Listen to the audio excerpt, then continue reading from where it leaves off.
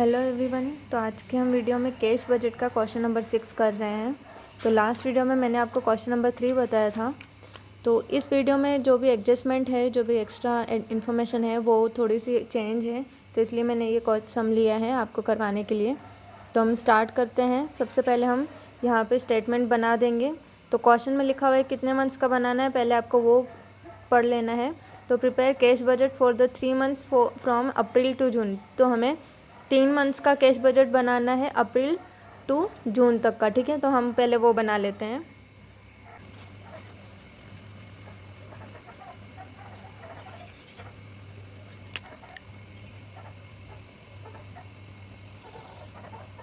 सबसे पहला जो है cash and bank balance of 1/4/2000 पहले 60,000।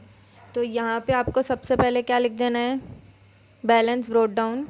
1/4 का है, मतलब ये अप्रैल का दिया हुआ है 60,000, तो अप्रैल के जगह पे यहाँ पे बैलेंस ब्रोट डाउन लिख दिया 60,000। ठीक है, उसके बाद सेकंड है, ये इन्फॉर्मेशन दे रखी है sale, purchase, wages and overheads, 4 ही चीज़ें हैं हमारे पास। अब सेल का क्या है, यहाँ पे assume 40% of total sale are cash sales and 60% of credit sales. जो 40% है टोटल सेल में से, ये टोटल सेल है 6 लाख, उसमें से जो 40% है वो हमारी कैश सेल है, मतलब हमने जो है कैश में ही है ना उसको सेल किया है। ठीक है, और 60% है वो क्रेडिट सेल है। ठीक है, उसके बाद है 50% of credit sales are realised in the month following sales and the remaining 50% in the next month following. तो जो 60% जो सेल है, ठीक है, क्रेडिट सेल है, उसमें से जो 50% है ना वो हमें उसी मंथ में हम दे रहे हैं, उसके मिल रहे हैं उसके पैसे। और जो 50% के जो है जो पेमेंट है वो हमें नेक्स्ट मंथ में मिल रही है। ठीक है, तो उसका मैं यहाँ पे आपको कैलकुलेशन बता दूँगी किस तरीके से करना है। उसके बाद है the period of credit allowed by suppliers is 1 month. तो सप्लायर से मतलब ये किसके रिलेटेड होगा, परचेस के। ठीक है, एवरी सम में मैंने आपको बताया है ये वाला। तो सप्लायर्स इन 1 मंथ मतलब मार्च का है तो अप्रैल में मिलेगा, अप्रैल में पेमेंट करेंगे, अप्रैल का है तो मई में। ठीक है, तो इस तरीके से हम ये तीनों अमाउंट लिखेंगे, 270, 330 एंड 480। ओके, उसके बाद है द पीरियड ऑफ सप्लायर्स हो गया। Overhead expenses include 22,500 per month for depreciation on fixed asset. तो जो डेप्रिसिएशन का है 22,500, जो एक्सपेंसेस है वो ओवरहेड में हो गए हैं, जो कि हमें डेप्रिसिएशन फिक्स्ड असेट का है। ठीक है, वो तो ये क्या करेंगे, हम माइनस करेंगे। उसके बाद है the time leg in payment of overhead expenses is 1.5 month and time leg in payment of wages is 1 month. तो ओवरहेड के एक्सपेंसेस एक तो हमें ये माइनस करना है, ऊपर से क्या बोल रहा है दूसरा कि हम कितना लेट पेमेंट कर रहे हैं, तो 1.5 मंथ मतलब मार्च का हाफ हम उसी मार्च में दे रहे हैं और अप्रैल में भी हाफ दे रहे हैं, और अप्रैल का हाफ आधा अप्रैल में और आधा मई में। तो इस तरीके से हमको करना है, उसका भी कैलकुलेशन हम यहाँ पे देख लेंगे। उसके बाद है और वेजेस जो है वो 1 मंथ का हमें डिफरेंस करके देना है। तो 1,08,000, 1,44,000 और 1,50,000 इस तरीके से हम लिखेंगे। उसके बाद है लास्ट जो है in June 2012 debenture interest of ₹37,500 is to be paid. तो और जो डिबेंचर इंटरेस्ट है हमने जून का 37,500 पे किया है, तो वो हम लास्ट में पेमेंट में लिख देंगे। ठीक है, तो हम सम स्टार्ट करते हैं। तो पहले यहाँ पे रिसिप्ट लिख देंगे। रिसिप्ट हमारे पास 2 तरीके की सेल हैं, कैश सेल एंड दूसरा क्रेडिट सेल। ये 40% है और ये 60% है। ठीक है, तो 40% है तो कैश में दिया है तो हम वही डायरेक्ट लिख देंगे। 6 लाख का 40% करोगे 2,40,000। 6 लाख का नहीं, सॉरी, अप्रैल का 6,50,000 है तो 6,50,000 का 40% करोगे तो 2,60,000। 2,60,000 यहाँ पे आ जाएगा। उसके बाद है 9 लाख, उसका 40% 3,60,000।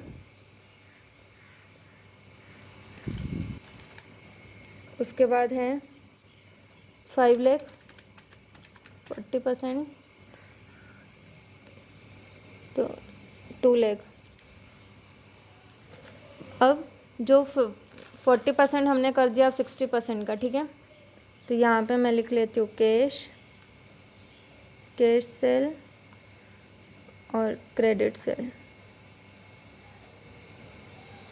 तो कैश सेल तो हमारा हो चुका है, यहाँ पे क्रेडिट सेल का है 60% का।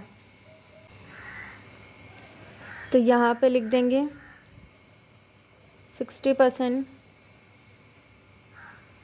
क्रेडिट सेल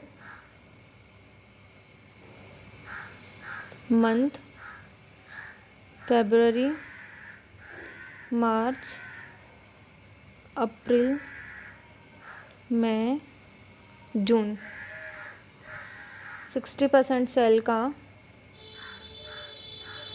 50% इस मंथ में, 50% फॉलोइंग नेक्स्ट मंथ में, ठीक है। तो फरवरी का है 60%, 6 लाख का 60%, 3,60,000। पहले यहाँ पे सबका 60% लिख देते हैं। 4,50,000 का 60%, 2,70,000, या 50% भी करते जाओ। 3,60,000 का 50% होगा 1,80,000, और यहाँ पे भी 1,80,000। उसके बाद है 2,70,000, 2,70,000 का 50%, 1,35,000, 1,35,000। उसके बाद है अप्रैल, 6,50,000 का 60%, 3,90,000 इंटू 50%, 1,95,000, 1,95,000। उसके बाद है मई, 9 लाख का 60%, 5,40,000, और उसका 50%, 2,70,000, 2,70,000। फिर जून, 5 लाख का 60%, 3 लाख इंटू 50%, 1,50,000, 1,50,000, ठीक है। अब हमें यहाँ पे दूसरा बना लेते हैं एक और टेबल, तो आपको अच्छे से समझ में आएगा कि कैसे करना है। अप्रैल, मई, जून। उसके बाद है यहाँ पे भी फरवरी का, यहाँ पे लिख देंगे इस तरफ, ताकि वो हाफ पेमेंट फरवरी का मार्च में बाकी होगा, तो मैं आपको बता देती हूँ कि किस तरीके से है।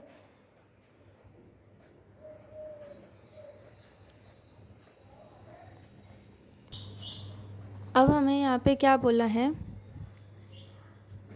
50% of credit sales are realised in the month following sales. मतलब जिस मंथ में सेल किया है ना, उसके भी फॉलोइंग मंथ में हम 50% पेमेंट मिल रही है हमको, और रिमेनिंग 50% जो है वो नेक्स्ट फॉलोइंग मंथ में मिल रही है, ठीक है। मतलब जो फरवरी का 1,80,000 है, ये जो 50% है, ठीक है, वो हमें कब मिल रहा है, मार्च में। मतलब फरवरी में हमने सेल किया, बट उसका जो 50% है ना, वो हमें मार्च में मिल रहा है, और उसका जो भी 50% है ना, वो हमें अप्रैल में मिल रहा है। फिर वैसे ही मार्च का जो 50% है, 60% क्रेडिट सेल जो हमने किया, उसका जो 50% है वो मार्च का अप्रैल में मिल रहा है, और जो 50% है वो मई में मिल रहा है। उसके बाद मई का, अप्रैल का जो है वो मई, और ये जून, अप्रैल का मई और जून, 1,95,000 मई में, और ये जून में। उसके बाद है मई का जून में, और ये हाफ जुलाई में, और ये जो है वो तो जुलाई में ही आएगा, ठीक है। तो यहाँ पे हमारा जून तक का जो भी पेमेंट है वो हमारा हो चुका है, ठीक है। मार्च का हमें काउंट नहीं करना है, अप्रैल, मई और जून का ही काउंट करना है। तो हम यहाँ पे इसका टोटल कर देंगे, तो हमें सेल मिल जाएगी, क्रेडिट सेल, ठीक है।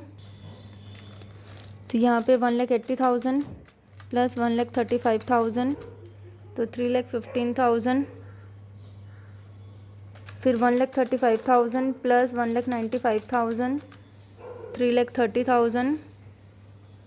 फिर 1,95,000 प्लस 2,70,000, 4,65,000। फिर हम ये यहाँ पे क्रेडिट सेल में लिख देंगे 3,15,000, 3,30,000, 4,65,000, ओके। फिर यहाँ पे और कुछ भी नहीं है, रिसिप्ट ने, तो यहाँ पे लिख देंगे टोटल रिसिप्ट। अब यहाँ पे लिखेंगे टोटल रिसिप्ट ए, यहाँ पे टोटल करेंगे। सिर्फ अभी हम टोटल रिसिप्ट ए का ही कर रहे हैं। 60,000 प्लस 2,60,000 प्लस 3,15,000, तो 6,35,000। ठीक है, बैलेंस ब्रोट डाउन को भी प्लस करना नहीं भूलना। उसके बाद है यहाँ पे पेमेंट। पेमेंट में परचेस का हम लिखते हैं सबसे पहले। तो परचेस का क्या है, सप्लायर्स इन 1 मंथ, तो यहाँ पे मैंने आपको बताया था 2,70,000 की एंट्री करोगे। 2,70,000, 3,30,000 और 4,80,000। ठीक है, उसके बाद है वेजिस। वेजिस का यहाँ पे दिया हुआ है इन 1 मंथ, तो 1,08,000, 1,44,000 और 1,50,000। ठीक है, उसके बाद है ओवरहेड एक्सपेंसेस। तो उसका तो हमने एक तो डेप्रिसिएशन गिना है ओवरहेड एक्सपेंसेस में, तो वो माइनस करेंगे, और 1.5 मंथ का भी हमें यहाँ पे बताना है। ठीक है, तो वो किस तरीके से करोगे वो यहाँ पे देख लेते हैं। ओवरहेड एक्सपेंसेस, तो ओवरहेड एक्सपेंसेस को करने के 2 तरीके हैं। मैं आपको दोनों ही तरीके बता देती हूँ, फिर आपको जो अच्छा लगे वो करना। ठीक है, जो इजी हो। तो ओवरहेड एक्सपेंसेस 1.5 मंथ है। ठीक है, मतलब हमें 50% जो है मार्च का भरना है और 50% जो है अप्रैल का। ठीक है, फरवरी का 50% और उसका जो 50% है वो मार्च में, मार्च का 50% मार्च में ही, और फिर नेक्स्ट जो 50% है वो अप्रैल में, फिर अप्रैल का जो 50% है वो अप्रैल में, और जो बाकी बचा 50% है वो मई में। ठीक है, तो इस तरीके से करना है। तो सबसे पहले हम क्या करेंगे, अप्रैल का जो है जैसे कि 97, अप्रैल नहीं, मार्च का जो 50% है वो हमें यहाँ पे रखना है ना अप्रैल में, तो मार्च भी पहले लिखेंगे। तो मार्च का जो है 97,500 है। ठीक है, ओवरहेड एक्सपेंसेस। अब उसमें से माइनस करना है, डेप्रिसिएशन इंक्लूड है, तो डेप्रिसिएशन माइनस करना है 500। तो 97,500 माइनस 2250 500 75,000। ठीक है, अब 75,000 आया, उसका 50% करना है। 75,000 का 50% जो है 37,500। अब ये जो है 37,500, ये 50% जो है मार्च में, 50% अप्रैल में जाएगा। ठीक है, अब अप्रैल का क्या है, 1,27,500 माइनस करेंगे 22,500। 1,27,500 माइनस करेंगे डेप 1,05,000। इसका 50%,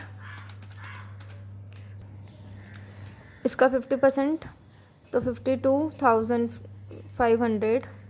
उसके बाद है इन दोनों का क्या करोगे, सिंपली प्लस कर देना है अप्रैल में कितना जाएगा। ठीक है, इसका जो 50% है, ये 50% मार्च का मार्च में ही, पर ये जो बचा हुआ 50% है, दो 50% आएंगे, 37,500 37,500। ठीक है, तो ये जो 37,500 है वो अप्रैल में जाएगा। अप्रैल का जो दोनों 50% आए, तो एक 50% अभी अप्रैल में ही देना है, तो 37,500 प्लस 52,500, तो 90,000 अप्रैल में हमें पेमेंट करना है ओवरहेड एक्सपेंसेस का। ठीक है, इस तरीके से करना है आपको। तो दूसरा तरीका भी मैं आपको बता देती हूँ, आपको जो इजी लगे वो वाला करना। दूसरा तरीका ये है, 97,500 तो है ही, और माइनस करना है 22,500, तो ये आ जाएगा 75,000। उसके बाद 1,27,500 जो है अप्रैल का, माइनस उसमें भी ये करोगे, और उसका बच रहा है 1,05,000। इन दोनों का ना 50% कर देना है, तो भी आपका 95,000 आ जाएगा। 75,000 प्लस 1,05,000 इंटू 50%, तो ये आ जाएगा 90,000 अप्रैल का। अप्रैल, अब मई आया, तो मे का एक तो ये हो जाएगा 90,000, ठीक है। और 90,000 नहीं, 1,05,000 ये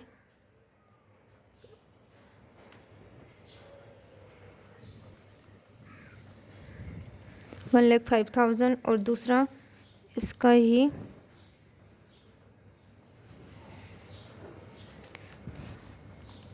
1,42,500 माइनस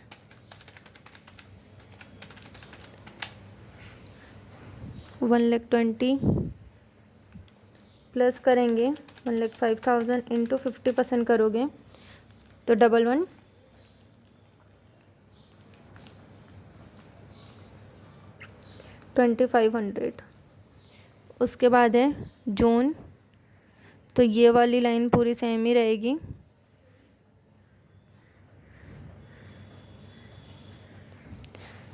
सिर्फ 1,2500 का माइनस करके, तो माइनस करोगे इसमें से ये 22,500, 90,000 उसका 50% करना है। 90,000 प्लस 1,20,000, 2,10,000 का 50%, तो 1,05,000। तो इस तरीके से लिखना है ओवरहेड्स 90, 1,11,2500 और 1,05,000। तो यहाँ पे लिख दोगे 90,000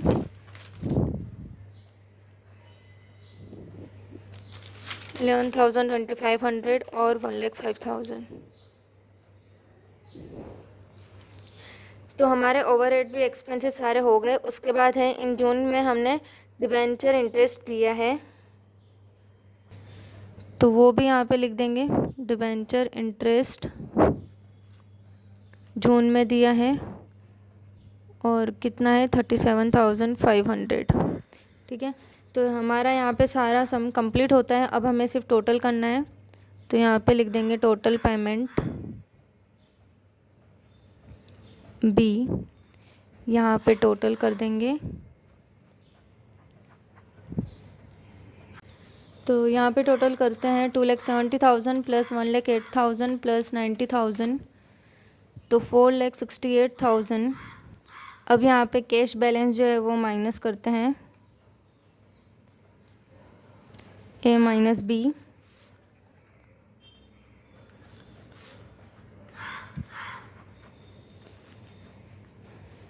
तो 4,68,000 माइनस 6,35,000 ये वाला, तो 1,67,000। और ये यहाँ पे हमारा ओपनिंग में जाएगा। इसमें हम प्लस करेंगे 3,60,000 और 3,30,000, तो 8,57,000। उसके बाद हम ये वाला प्लस करेंगे 3,30,000 प्लस 1,44,000 प्लस 1,2500, तो 58,6,500। उसके बाद माइनस करेंगे 85,000, 8,57,000, 27,500, 2,70,500। उसके बाद है ये वाला यहाँ पे जाएगा और यहाँ पे ये प्लस करेंगे 2 लाख प्लस 4,65,000, तो 9,35,000। उसके बाद ये प्लस करेंगे 4,80,000 प्लस 1,50,000 प्लस 1,05,000 प्लस 37,500, 77,2500। माइनस करेंगे 9,35,500, 9,35,000, तो 1,62,000। यहाँ पे हम फिर से प्लस करते हैं 2,70,500 प्लस 2 लाख प्लस 4,65,000, तो यहाँ पे 500, 9,35,500। उसके बाद है माइनस करना है 7,72500, तो 1,63,000 आएगा यहाँ पे। ओके, तो आई होप आपको ये क्वेश्चन समझ में आया होगा कि किस तरीके से किया है। अगर कुछ डाउट हो तो आप क्वेश्चन करके कमेंट करके पूछ सकते हो। Okay, thank you.